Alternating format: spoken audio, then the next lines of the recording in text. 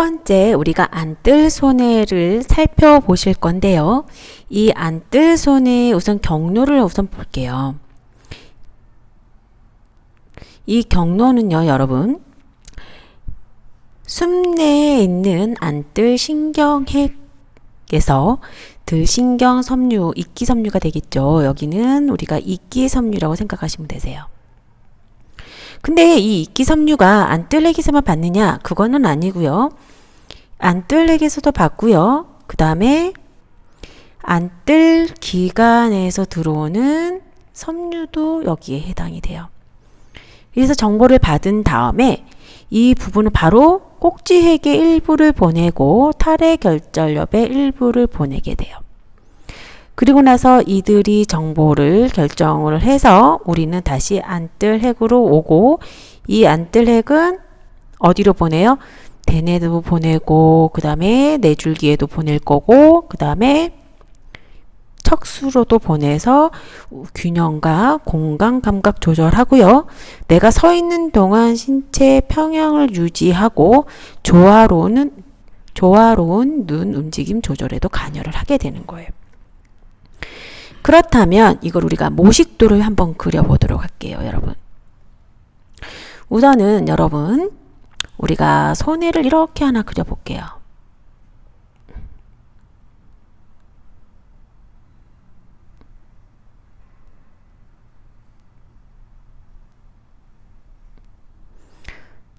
비슷하죠, 여러분? 근데 여기서 우리가 관심 가져야 될 거는 이 부분, 여기가 어디예요, 여러분? 탈핵결절엽이에요, 그쵸?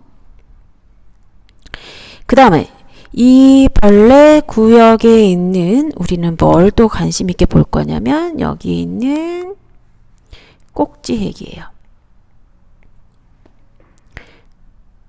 그러면 이 탈핵결절엽은 우리 다시 그림을 다시 그려야 되는 게 뭐냐면, 우리 겉질층이 있죠. 겉질층이 이렇게 있으면 여기는 조롬박 세포가 있고 출력이 있을 거고, 그쵸?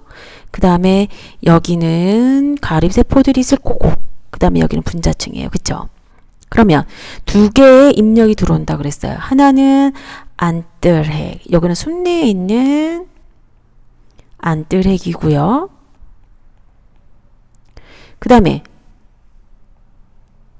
안뜰 기관에서 들어오는 정보가 있다 그랬어요. 근데 얘는 안뜰 기관에서 들어오는 정보는 이 안뜰핵에도 정보를 주게 돼요.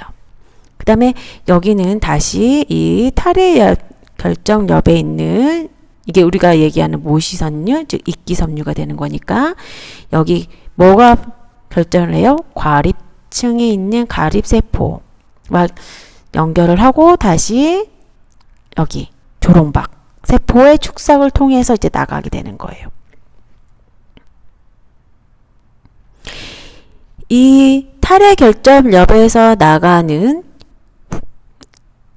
이 조롱박 세포의 엑소는요, 즉 축삭은 일부는 꼭지핵으로 가지만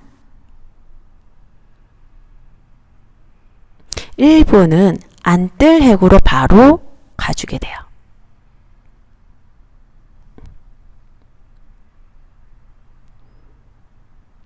여기까지 이해되셨죠?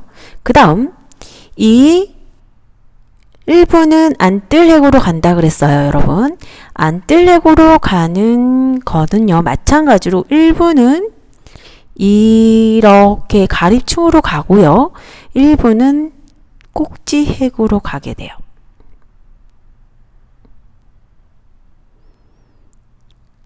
그러면 이 꼭지핵에선 다시 정보를 처리를 하고 나서 다시 안뜰핵으로 다시 되돌려 주는 거죠. 너무 복잡한가요, 여러분?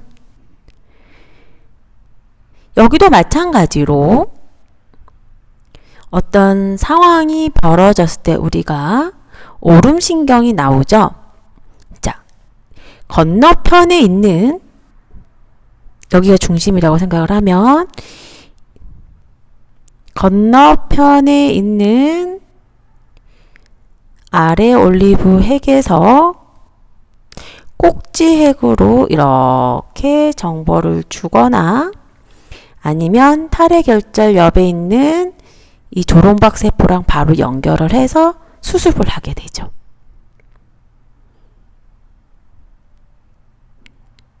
잘 이해되셨어요, 여러분? 그 다음 이 안뜰핵에서는 다시 어떻게 된다고요? 하나는 위로, 밑으로도 가고, 근데 밑으로 가는 거는 두 갈래로 나눠서요. 가쪽에 있는 것을 우리가 가쪽 안뜰 척수로라고 하고요. 그 다음에 안쪽에 있는 것을 안뜰 척수로라고, 안쪽 안뜰 척수로라고 얘기를 해요. 특히 안뜰 척수로 이들은요, 우리가 주로 서 있거나 보행을 할 때 균형을 잡기 위해서 몸통 근육과 사지의 근육에 특히 하지에서는 편근즉 이스텐서죠. 이들을 조절하는 거예요. 안쪽 안뜰 핵은요, 눈의 움직임을 조절하고 머리와 눈의 움직임도 관여를 해서 균형 감각에 협응을 하는 기관이고, 그리고 안뜰 같은 경우는 몸통에 직접적으로 자극을 많이 갖고 가고요. 그 다음에 가쪽 안뜰 척수로 같은 경우는 사지에 특히 하지 쪽에서 즉 몸이 바로 서 있을 수 있게끔 근육을 굴곡근과 편근, 신전근 혹은 편간, 굴곡근 뭐 이렇게 표현을 하죠. 이런 부분들을 근육의 긴장도를 조절을 한다라고 생각을 하시면 되세요. 이 안뜰 손해를 제가 다시 설명드릴 건데 그림 잘 따라 그리셨죠? 이 안뜰 손해는요, 여러분 손상을 받게 되면 제가 좀 전에도 말씀을 드렸지만 균형 감각에 아주 문제가 생길 수가 있어요. 그래서 여러분 손의 가장 중요한 기능 중에 하나가 균형을 유지를 하는 거고 내 몸을 바로 업라이트 즉 세울 수 있는 기능인데 이런 기능이 떨어지시는 거예요. 그래서 이분들이 손상을 받게 되면은 여러분 어떻게 되냐면 다리를 넓게 벌리고 걷게 돼요. 그래서 이분들은 다리를 모아서 걷는 것 자체가 아주 어려운 과제가 되는 거예요. 특히 안뜰 손해의 손상으로 인해서 문제가 생긴 분들의 특징이 무엇이냐면 이분들은 우리가 눈, 그 다음에 얼굴 움직임을 동반해서 우리가 주변 공간을 확보하거든요, 여러분. 이 공간 확보가 어려워서 공간 내에 내 몸을 유지하는 기능이 떨어지시게 되세요. 그래서 손해 손상 환자분들의 특징은 어떤 것들이 있냐면 우리가 이렇게 다리를 벌려서 이렇게 서 있는데 걸을 때도 우리가 와이드 페이스라고 하는데 이렇게 다리를 양쪽으로 크게 벌려서 BOS를 많이 확보한 상태에서 우리가 서 있거나 거기에 걷는 것 자체가 되게 불안전하고 되게 어지러움증을 많이 느끼시거든요. 근데 이분들이 고개를 돌릴 수가 없어요. 쉽게 생각하면 우리가 걸을 때 누가 부르면 누구야? 그렇게 얘기를 하면 우리가 왜? 하고서 대답을 하면서 가는데 이때 이 기능이 제대로 작동을 할 수가 없는 거예요. 그래서 이분들은 가다가 누가 부르거나 그러면 그대로 멈춰요. 얼음처럼. 그 다음에 고개를 잘 돌릴 수가 없어요.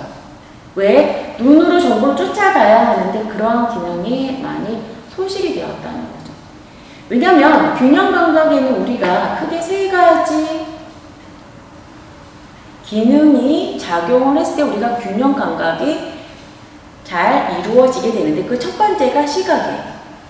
그 다음에 두 번째가 안뜰핵이고 그 다음에 세 번째가 고유수용성 감각, 특히 하지에서 올라오는 감각이 여기에 해당을 하는데 여기서 시각은 정보가 들어오나 이것을 처리해서 내 몸의 균형 감각을 연결시켜주는 이런 손해의 기능이 떨어지게 되면 협응력이 떨어지면서 되는 거죠. 그래서 균형 감각이 떨어지는 결과를 초래할 수 있어요. 척수손해가 되겠습니다. 자, 이 척추손해를 우리가 한번 볼게요. 이름을 먼저 볼게요. 척수에서 들어오는 정보가 손해로 가는 더 기능에 구분되어지는 기능적 손해 구분이다 라고 생각하시면 돼요. 그래서 안뜰 손해 같은 경우는 안뜰 기관 혹은 안뜰 핵에서 들어오는 정보가 들어와서 이름이 그렇게 붙여진 거고, 척수 손해는 마찬가지로 척수에서 대부분의 정보가 들어와서 처리가 되기 때문에 이렇게 나타난다 라고 생각을 하시면 여러분들이 어렵지 않으실 것 같아요. 그래서 여기 경로를 보시면은요, 대부분 모든 정보는 척수로부터 받는데 그 외에 3차 신경에서 얼굴에서도 신경을 정보를 받고 시각과 청각계통에서도 정보를 받습니다. 다 연결이 되어져 있죠. 그럼 손해액은 보시면 손해 겉질의 기분을 보면 벌레와 벌레 겉질 이 부분이 어떤 핵들이 존재했어요? 벌레 부분은 꼭지핵, 벌레 겉질은 둥근핵과 막의 핵이 있죠. 그래서 이 꼭지핵의 일부의 기능은 안뜰 손해와 연관이 되어져 있고, 그 다음에 척수 손해 일부와도 연결이 되어져 있다라고 생각을 하시면 되고, 이 부위의 손상은 균형과 아주 밀접한 관계가 있다라는 것. 즉 손해 척수의 일부 기능도 우리가 몸을 유지를 하는 것, 즉 움직임을 하기 위해서 유지를 하기 위한 안정성 확보에 관여를 한다라고 생각을 하시면 되세요. 그리고 이렇게 전달이 된 이 부분들은 결과적으로 대뇌 겉질과 뇌줄기를 통해서 그 다음에 내림 운동 신경을 통해서 우리가 근육을 지배를 한다라고 생각을 하시면 돼요.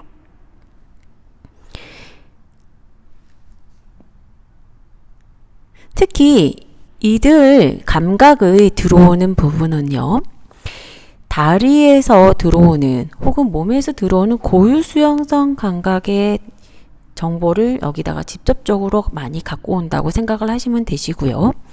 그 다음에 뇌줄기 그물체에서 이쪽으로 정보를 많이 보내고 있다, 이 정도까지 먼저 생각을 하시고 우리가 그림을 다시 그려볼게요. 자, 손해를 다시 그려야겠죠. 그러면 이제는 이렇게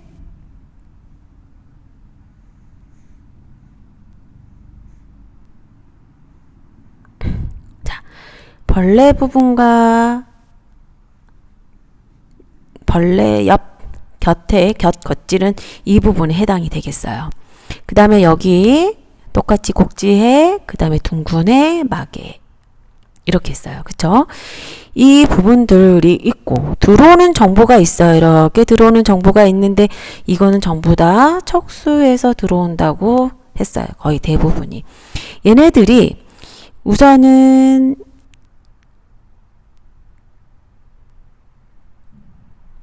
겉질을 우리가 층이 이렇게 있으면 여기가 우리가 얘기하는 이끼섬유가 되겠죠. 이끼섬유가 와서 정보 처리를 하고 이렇게 해서 일로도 내려가고 일부는 직접 이렇게 들어가기도 하게 돼요.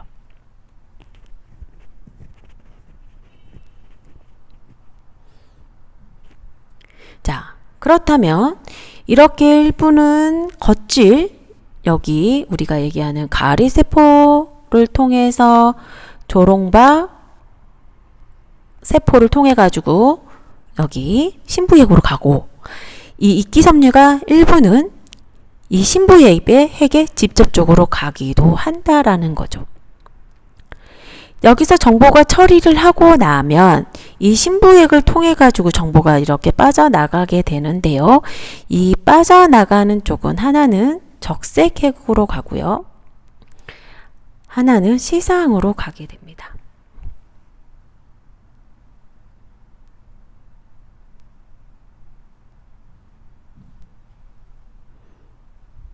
자, 시상으로 가는 거는 어떻게 결과적으로 대뇌로 가는 거고요. 그쵸? 그 다음에 우리가 내림운동신경을 통해 가지고 우리가 근육을 지배를 하게 되겠고, 적색핵으로 가는 것은 적색핵에서 바로 내려가는 트랙을 통해 가지고 근육을 움직임을 만들어 주겠죠.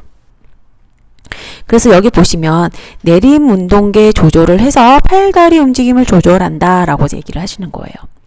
그래서 안쪽 부분은 몸통과 몸쪽 근절 부분을 조절을 하고요.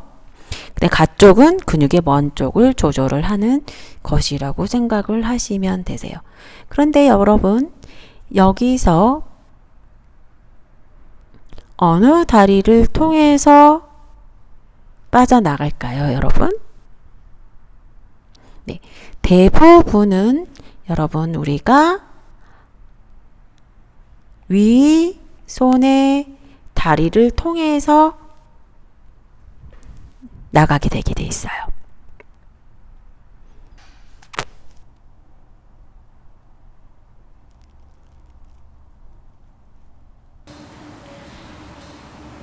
두 번째는 척수손해인데,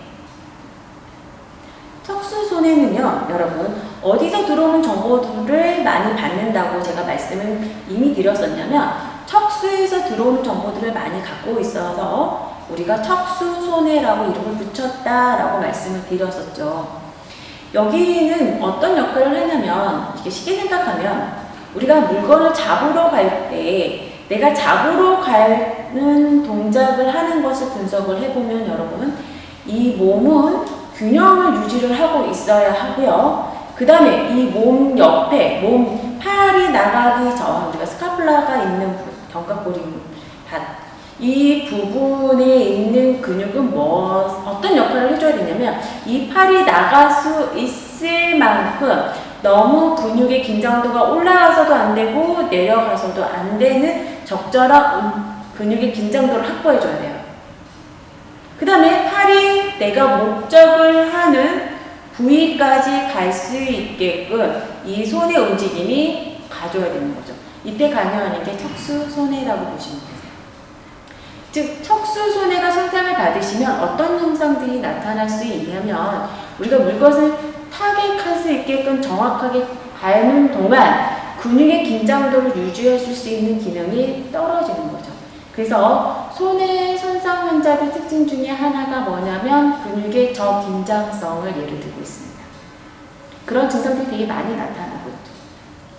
손해 환자들은 절대 마비가 대뇌 환자들처럼 뚜렷하게 나타나지는 않아요. 하지만 이런 근긴장도의 문제를 가지고 있거나 균형 감각의 문제를 가지는 경우가 대다수인 거죠.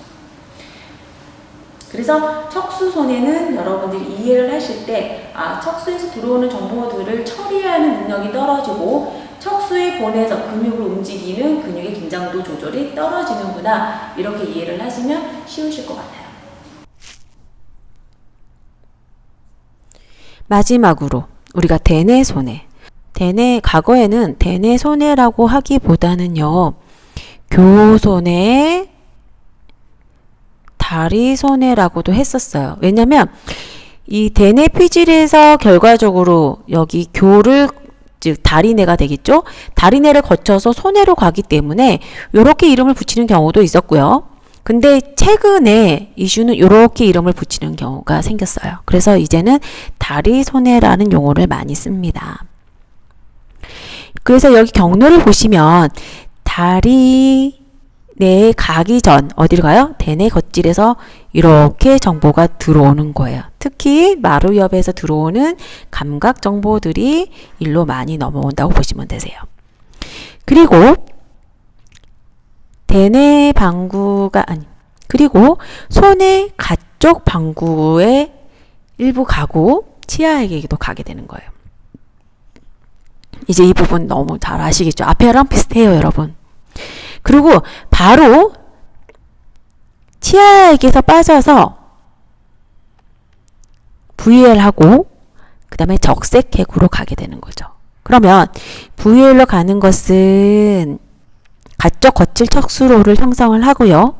적색핵으로 가는 것은 적색 척수로를 형성하게 돼요. 이들은 마찬가지로요. 어떤 기능을 하게 되냐면 대뇌의 의도된 운동 명령을 받아들이고 시상을 통해서 움직임을 밑으로 내려보내는 내림 운동 신경을 만들어서 내려보낸다. 여기까지 여러분들 기억하시면 되고, 복잡한 손가락 움직임과 말하는 것을 조절하고요. 수위 운동을 재조정을 하고 해서 지속적인 움직임의 협음이 가능한다라고 생각하시면 되세요. 그래서 이 부분이 손상을 받으시면은 여러분 어떤 동작을 연속성이 떨어지고 정밀한 동작을 만들 수가 없어요. 그리고 이 부분이 손상을 받게 되면은 우리가 반복을 해야지 우리가 뭐가 돼요? 우리가 반복적으로 어떤 동작을 계속적으로 해줘야 우리가 학습이 되는데 그것도 어려워지는 거예요. 자, 그렇다면 다시 그림을 한번 그려보도록 할게요. 다시 손해를 그리고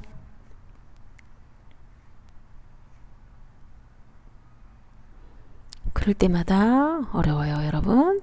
됐죠? 그 다음에 들어오는 정보가 다리 4개 있어요. 여기는 어디서 정보를 받아와요? 대뇌, 특히 마루엽이죠. 여기서 정보가 이렇게 오면 여기는 어디로 가냐면 이 가 쪽으로 가는 거예요. 그 다음에 일부는 여기 신부핵, 치아핵으로 가게 되고, 경로는 똑같이 이루어지고 이게 우리가 얘기하는 이끼섬유가 되는 거죠. 그리고 신부핵에서 이렇게 빠져나와서 어디로 가냐면 다시 다리 내구로 이게 빠져나와서 어디로 가냐면 적색핵과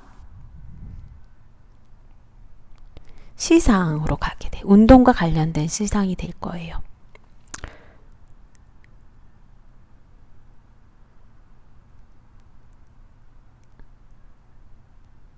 그래서 이 적색 척수로 그 다음에 과쪽 거칠 척수로를 형성하는 구조를 갖고 간다. 여기까지 여러분들이 이해를 하시면 되실 거예요. 대뇌 손해는요, 제가 누차 말씀을 드리지만 대뇌에서 시작을 해서 손해로 오는 정보를 받고 처리하기 때문에 우리가 대뇌 손해라고 하지만 여러분들 대뇌는 어디를 거쳐서 저희가 손해로 가고 또 어디를 거쳐서 대뇌로 가나요? 내려올 때는 다리 내에 있는 다리 내 회계에서 거쳐서 들어오고요. 갈 때는 시상을 통해서 간다라고 제가 먼저 말씀을 드렸었는데 이처럼 손해하고 대뇌는요 바로 연결되어져 있는 구조는 아니에요. 그래서 여러분들이 운동을 배울 때 근육에 대한 정보가 대뇌에서 100% 컨트롤할 수가 없는 거예요. 왜? 운동과 관련된 정보는 지금 계속 설명드리는 게 뭐예요? 운동의 리듬이나 협음이나 그 다음에 운동의 움직임에 관여하는 근육의 긴장도나 평형이나 이런 것들을 어디서 관여를 하고 있냐면 손해에서 관여를 하고 운동을 저정소는 우리가 손해라고 하는데 이 손해가 가지고 있는 정보를 대뇌한테 조언자의 역할을 하면서 톡톡 던져주는 거지 직접적으로 대뇌가 손해가 가지고 있는 정보를 다 알고 있지 않다라는 것을 의미하는 거예요. 그래서 여러분들이 운동을 배우고 운동을 가르칠 때는 여러분 말로 배우거나 눈으로 보는 것은 되게 제한적일 수밖에 없어요.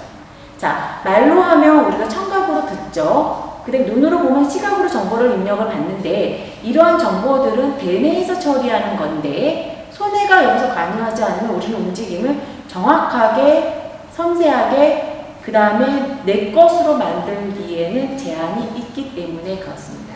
이게 이러한 구조적인 특성 때문이라고 보시면 되세요. 그래서 이 대뇌 손해는 어떤 역할을 한다고 제가 말씀을 드렸냐면 섬세한 동작에 관여를 하고 연속성 이런 부분에 관여를 한다라고 설명을 드렸는데 마찬가지로요. 이 부분이 손상을 받으면 우리는 어떤 역할을 못하냐면 똑같은 동작 예를 들어서 손바닥을 뒤집는 동작, 계속 뒤집는 동작 같은 동작들이 이루어질 수가 없어요. 즉 어떤 동작의 연속성이 결여되는 증상이 나타날 수 있다는 거죠. 그래서 손의 기능을 조금 정리를 해볼게요. 우선 평형, 균형, 유지를 하는 거고 이제 계속 설명하고 있는 부분이죠, 여러분.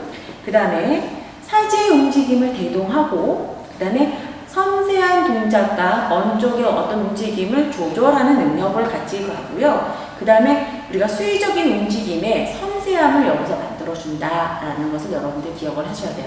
우리가 이것을 앞에서 뭐 어떻게 표현을 했냐면 고도화로 발달된, 숙련된 기술이라고 얘기를 했어요. 그러면서 제가 예를 든 게 글쓰기, 피아노, 기타와 같은 것들이라고 제가 설명을 드렸었죠. 그 다음에 운동 계획을요, 직접적으로 명령을 하나를 하지는 않지만 운동 계획에 많은 부분을 기여하게 돼요.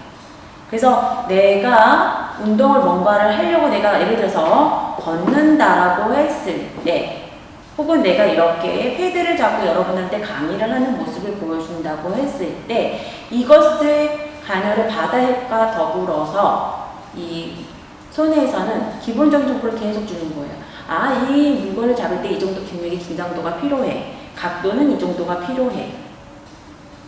손가락의 펴면 이 정도가 필요해 라는 이런 정보들을 줌으로 인해서 운동 계획을 만들어준다는 거죠. 그 다음에 마지막으로 타이밍. 즉, 내가 여러분은 톡 친다. 예를 들어 어떤 게시판에 톡 친다. 아니면은 스마트폰에서 문자를 작성을 해서 딱 보냈을 때 톡 친다. 이런 손가락 역할이나 이런 것들을 적절하게 여기서 조절해주는 타이밍 역할까지 해줘요. 그래서 이 부분이 손상을 받으면은요, 내가 어떤 포인트를 찍으러 갈 때 떨림이 나타나요. 우리가 이것을 뭐라고 하냐면 활동 떨림이라고 얘기를 하는데요. 이거는 바다핵에 있는 떨림하고 좀 다른 거예요. 바다핵에서 떨림은 쉴 때 우리가 레슨 트레머라고 해가지고 휴식기 떨림이라고 얘기를 하고요. 손해에서 떨림은 가만히 있을 때는 떨리지 않아요. 근데 움직이려고만 하면 떨리기 시작하는 증상이 나타나는 게 이 부분이라고 생각을 하시면 되세요. 기능을 배우셨다 그러면 우리는 기능이 안 됐을 때 나타나는 혹은 손해가 손상으로 나타나는 증상에 대해서 여러분들이 알 수 있는데 첫 번째 우리가 구분을 지을 거 협응 운동 장애라고 보시면 되세요. 즉 운동을 협응을 해야 하는 동작의 장애가 첫 번째 나타난 증상이다라고 여러분들이 생각을 하시면 되시고요. 두 번째는 저긴장증. 이제 아시겠죠? 저긴장증이 어디서 작용을 하고 있는지, 왜 저렇게 나타나는지 이제 여러분들이 설명하실 수 있으시면 되고요. 그 다음에 균형장애, 평형장애가 나타나고, 그 다음에 움직임의 시작과 끝이 지연되는 타이밍의 문제가 나타날 수 있습니다. 그 다음에 운동성 장애뿐만이 아니고요. 비운동성 장애를 동반하게 되고요.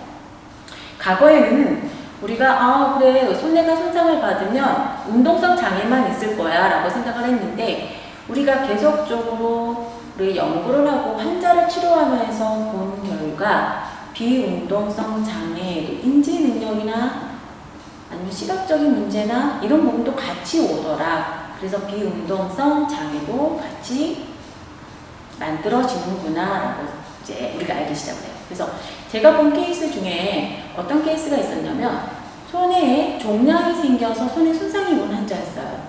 20대 되게 젊은 대학생이었는데 이 친구는요 눈의 흔들림이 너무 심해져가지고 물건을 정확하게 볼 수 있는 능력이 떨어지는 거예요. 그래서 이 친구 같은 경우는 가만히 서 있어도 어지럼증이 나타나고 그로 인해서 어떤 물건을 공부를 하기도 되게 어려워지고 학습 능력도 떨어지고 이렇게 꼭 움직임과 관련되지 않고서도 시각적인 정보의 손상으로 인해서 어떤 장애로 인해서 다른 여부도 다른 문제도 같이 유발이 되더라. 그래서 인지나 지각 부분도 같이 문제가 되는 경우가 있더라 라고 이제 발표가 되기 시작을 한 거죠. 그 다음에 떨림이 나타나는데 이 떨림은 여러분 제가 앞서도 설명을 드렸지만 손해에서 나타나는 떨림은요, 어떤 움직임 시작만 하면 나타나는 떨림이에요. 그것은 무엇과 대조해서 여러분들이 기억을 하셔야 되냐면 바다에게서 나타나는 떨림과 구분하여서 여러분들이 기억을 해주시면 될 것 같아요. 그럼 다시 협응장애에 대해서 제가 설명을 좀 더 보충을 할게요. 협응운동장애라는 것은 여러분, 어떤 우리가 동작을 이때 되게 스무스하게, 편안하게, 부드럽게 움직임이 나타나지가 않는 거예요. 예를 들어서 우리가 앉았다가 일어날 때 우리는 관절이 각각의 역할을 맞춰서 앉았다가 일어날 수가 있는데 이분들은요 어떻게 되냐면 앉아는 있어요. 근데 일어나려고 하면 떨리기 시작해요. 떨려서 우리가 그대로 다리의 근육을 이용해서 이렇게 몸을 펴줘야 되는데 이분은 로켓 발사처럼 탁 튕겨서 나가게 돼요. 즉 관절의 움직임과 동작의 연속성이 부족해지는 거죠. 이거 하나의 떨림처럼 이렇게 해석할 수도 있지만 이게 협응 능력. 그 다음에 우리가 물건을 잡고요. 핸드폰을 잡아서 우리가 뒤로 가는 동작도 이분들은 안 되세요. 내가 물건을 잡으러 가는 것도 어렵지만 잡았어요. 잡아서 내가 전화 통화를 하기 위해서는 뒤로 갖고 가야 하잖아요. 이 동작 자체가 안 되는 동작이죠. 그래서 동작의 연속성이 이런 식으로 떨어지는 거고, 그 다음에 우리가 손을 이렇게 벌렸을 때 옆에서 톡 치면 갔다가 유지하고 계세요 해놓고서 우리가 톡 치면 어떻게 돼요? 씩 넘어가는 게 아니고 유지하려고 노력하죠. 근데 이분들은 톡 치면 그대로 넘어가세요.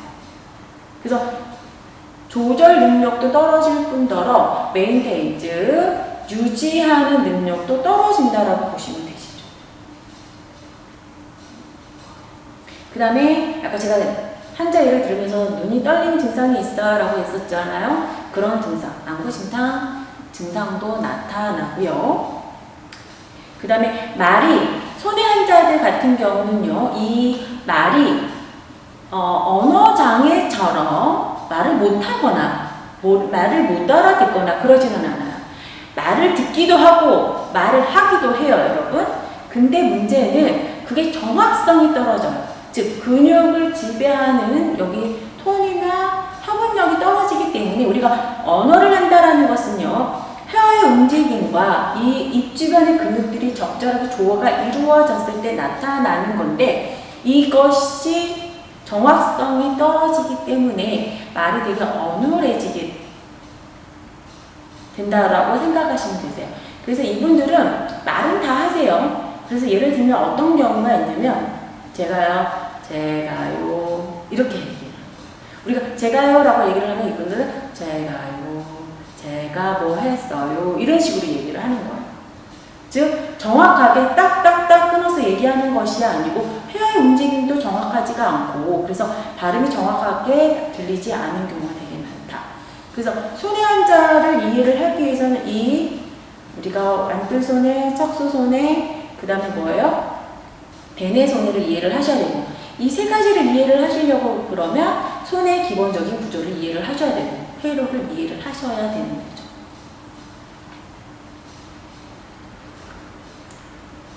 여기까지 손해를 말씀을 드렸는데요. 자, 이해가 어느 정도 되셨는지는 제가 모르겠으나 과제가 여기서 나가게 되겠어요. 여러분들 이번 주 과제는요, 여러분 이제까지 영상을 통해서 저한테 제출했던 자료들이 있었죠. 그 다음에 여러분들이 공부한 자료들도 있으셨을 거예요. 그것을 여러분들이 토픽을 5가지를 정하시고 무엇이든 좋아요. 여러분들이 공부하고 싶었던 혹은 궁금했던 것도 좋고 그 다음에 제가 설명했던 것 중에 기억이 남는 것도 좋아요. 그 다음에 레포트를 제출했던 부분도 좋아요. 근데 여러분들이 토픽 5가지를 정하시고요.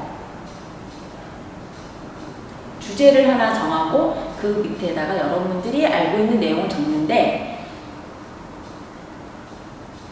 이 부분들을 제가 취합을 해서 여러분들 중간고사에 반영을 하겠습니다. 그러면 레포트 5개가 얼마나 중요한지 아시겠죠? 이 주제 5개가. 그래서 여러분들이 주제 5가지 정하고 그거에 대한 내용을 적어서 저한테 보내주시면 이번 주 과제 되시겠습니다. 수고하셨어요.